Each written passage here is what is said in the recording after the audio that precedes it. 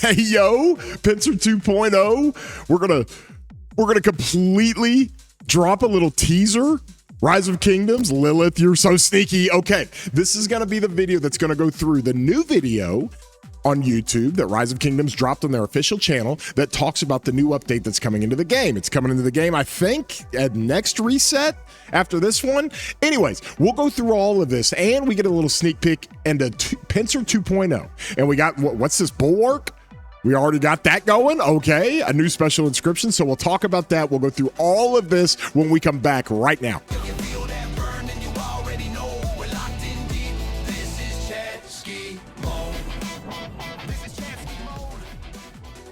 Hey everybody, I'm your boy War Daddy Chatsky. I do videos for Rise of Kingdoms all the time, and if you enjoy these videos, please throw a thumbs up on it, give it a like, and if you're not subscribed, consider doing so. Don't want to waste your time with that. We're in the middle of our video giveaway for the month of July and August, and on our previous video, I'll have a card at the top. This is about the city rallies that we did, and Mr. Crusher. Now, the reason why I pulled this up is because we give a $10 flux for every single video. All you got to do to enter to win is throw a comment down below. I want to get your comments on this update, and we can talk a little bit about the Pincer 2.0 in this video. But from our previous video, Mr. Crusher, the amount of work Attila does is crazy. Even doing short trades, popping in and out of cities, he does so well. That is not condoned. We do not condone cheeseburgering here. I've been running my Attila, but when I run him out there, I run him out to sad face. I just let him die. Popping in and out of your cities, you're going to trigger everybody, but I appreciate you, Mr. Crusher. You win the $10 flex. Congratulations to you, buddy.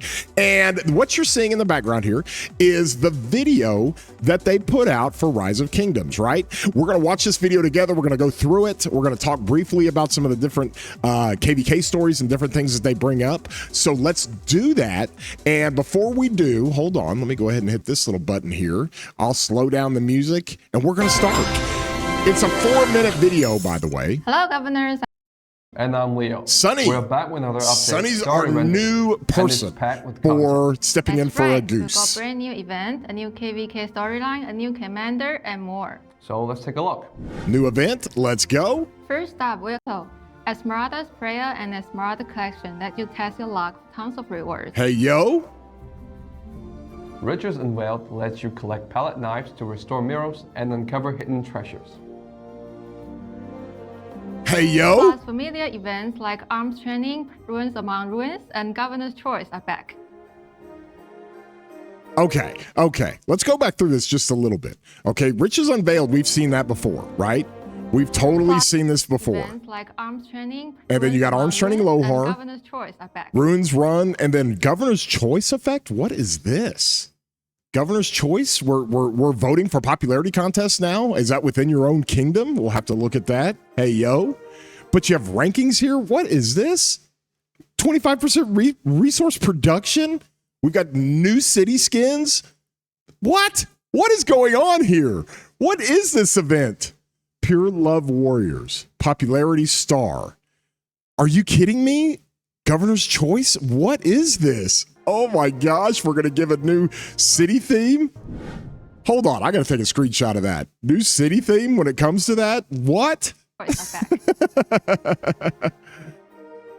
Hey, yo. Hey, yo, new city theme? Governor's Choice. I can't believe it, man. And so you got to be quick. Okay, let's pause it there. Let me take this little screenshot. I mean, that sounds pretty cool.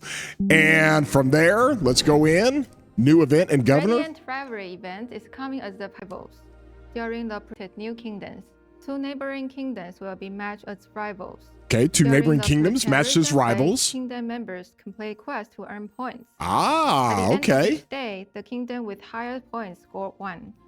After the preparation phase, the winning kingdom teleports to contest a Radiant Spire. Okay, so you get points with the Radiant Spire. During the battle phase, both sides fight to seize the Radiant Spire. We're also getting a new one. Okay, so we're gonna do the Radiant Spire here. This is that kingdom versus kingdom, like in Home Kingdom, you can invade another home kingdom, but not invade them like go kill all their cities or anything like that.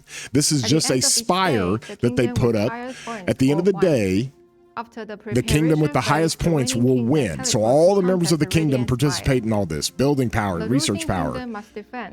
During the battle phase, both sides fight to seize the Radiant Spire. We're also okay, during the battle phase, they both have the Radiant Spire here, and there's going to be a battle phase with that. Oh my gosh, look at all these different bundles they've got up here. And also, as always, details are subject to the official update in the game. But that's what you've got for the Radiant Spire event. So we got new city skin, a Radiant Spire event with the kingdoms that they teased. And what is Leo saying here? The Radiant Spire. We're also getting a new legendary gathering commander, Yahya bin Khalid. Yahya bin Khalid. Okay, new gathering commander. Looks good. We've talked about him. New season of Conquest story, Mighty Assemblies, coming as a new season of Conquest story, Mighty Assembly. Let's go. Pioneer experience. And with new bastions, when your favorite with the commander reaches to a certain level, you can unlock up to 3 support skills. And this is it. Mighty Assembly. Let's go. This is the new KVK story. Now, the part of this that's really hard to understand is the fact that we do not have a new archer with this KVK story. They have not announced that. Well, they would have by now. But you got some new graphics here, new artworks, and they're talking about doing bastions. And if you're unlocking this, like anybody in Heroic Anthem KVK, we all know this. We all know that you're in a situation to where you have in Heroic Anthem KVK, you have support skills that you can do. And when you do these support skills, you can unlock commanders' support skills. Now they're saying with this, to a certain level, you can unlock up to 3 support skills. You get 3 support skills. Okay, here's what it is. So this is kind of a little bit like Orleans KVK with the auxiliaries that I'm currently in right now. However, with these bastions, you can unlock any one of the skills that you want. Let's listen to Leo. A new building, Altar of Ashes will... Okay, a new building, Altar of Ashes. There are mysterious structures scattered around the Altar of Darkness. They share the same opening period of the Altar of Darkness. You can dispatch at most 3 troops into the general vicinity of the Altar of Darkness and Altar of Altar of Ashes. Okay, so they're going to put these altars within the Altar of Darkness, okay, in that little area that we all go fight in. And so from there, they're saying now we can bring 3 troops into the altar instead of just 1. That's what we've always had. Okay. Will be available in the new story. Occupy it in the same way for a small amount of honor points. Each governor can dispatch up to 3 troops to the Altar of Darkness area. We're also getting a pioneer experience for the new Alliance Stadium building in Heroic Anthem Lost Kingdoms. Okay. The Alliance that occupies the Alliance Stadium. The Crusader Fortress can assign stadiums to allies in the same camp. I love it. Stadium. So whoever owns a Crusader Fortress can assign stadiums to allies in the same camp. Okay. And 2 fixed teleport spots. Only governors there can join duels, and those cities can be attacked. During stadium duels. Okay, that's it. They just say governors there can join duels, and only cities that are teleported there. They can teleport 2 cities there, and those cities can be attacked. And those cities we'll have to figure that out when it actually comes into the game. During stadium duels, attackers and defenders deploy troops via rallies and garrisons. Oh my gosh. Assistants run one-on-one auto battles. Same type of thing. Season of Conquest. Okay, this is a 4-camp KVK. Let's go back into this and look. I think it's got a Heroic Anthem setup. Obviously, this is Heroic Anthem. So they didn't show us the actual camps when it came to, the new season story, but they're just showing here, this is Heroic Anthem KVK. You got fire, earth, wind, and water. Those different camps as well. The Pincer formation is getting an Hey, update. yo, here's your Pincer focus. formation. This is what we wanted to see, okay? So we want to see if they got any teasers about any of the special inscriptions or anything, but you can see it's confirmed. It's confirmed in the game, and now on the video, you see 12% more smite damage. The armament shop. Okay, hold on. We got to be quick on that. Let's go back and look at that. Hold on. You can't do that, Leo. You got to let us see. The armament shop. Okay, Bulwark. This is the only inscription they're going to show in this video. The wielder troop gains 2% damage resistance and an additional 3% combo attack damage resistance. Okay, this is in the flag slot. This is where airtight is on the Pincer formation. And so Pincer formation with airtight. Okay, that's really a rally garrison to combat combo, but now they're giving us an inscription that has actually 2% all damage resistance, which is really good. It's like a boost when we see the boost stuff, where it compounds any kind of all damage mitigation. And then whenever the Yielder's troop receives basic attack damage, it has a 50% chance to take 10% less damage and deal 20% more smite damage for 3 seconds with a 5-second cooldown. Okay, this is going to be a massive upgrade from airtight, especially in the field. A lot of us have flag inscriptions when it comes to this. This is the inscription you get out of the courier shop. And now all of a sudden we're in a situation to where we have got more potential with this than we do with airtight. Let me kind of show you guys what I mean by that. I'll pull this down real quick. Airtight has always been kind of one of the toughest inscriptions to really try to reconcile as far as how good it is. It's just got a straight combo damage, attack damage resistance, and whenever you deal smite damage, you're going to take 10% less damage for 3 seconds. So that's pretty good. It's not phenomenal. It's really good in the garrisons and rallies when you're going up against combo damage, cavalry, rallies, and garrisons. But now that we're looking at another one of these things that we have when it comes to the upgrade of this, all right, and when it comes to Bulwark, we're literally in a situation to where now we get a 2% damage resistance, an additional 3% combo attack damage resistance, but then the buff here from a basic attack damage is going to fire off very, very fast. So basically every 3 out of 6 seconds or every 3 out of 5 seconds, somewhere around there, you're going to have a 50% chance to take 10% less damage and deal 20% more smite damage. Amazing. Absolutely amazing. Is getting a new flag inscription called Bulwark. After the update, the new scroll. Give us the next one. Dominate. Scroll up. Okay, hold on. Now we got Dominate. Dominate is in the scroll slot. This Yielder's troops gain 7% boost to smite damage dealt. Okay, let's go compare that to Toppler. Toppler is what we currently have right now. So let's go look at that. Let's set this up to where Toppler is up here. And you get a 5% boost to smite damage. So they're increasing the boost from the inscription from 5% to 7%. And then whenever their troops deal smite damage, the target takes 20% increased smite damage for the next 3 seconds. That's always been really, really good. Always. This effect can trigger multiple times in a second, up to 5 times. That's when you're doing AoE. You can trigger that up to 5 times. So it's a really good debuff, okay? It's a really good debuff you put on the targets when you hit them with smite. That's why Toppler has always been really, really good. So let's look at this again.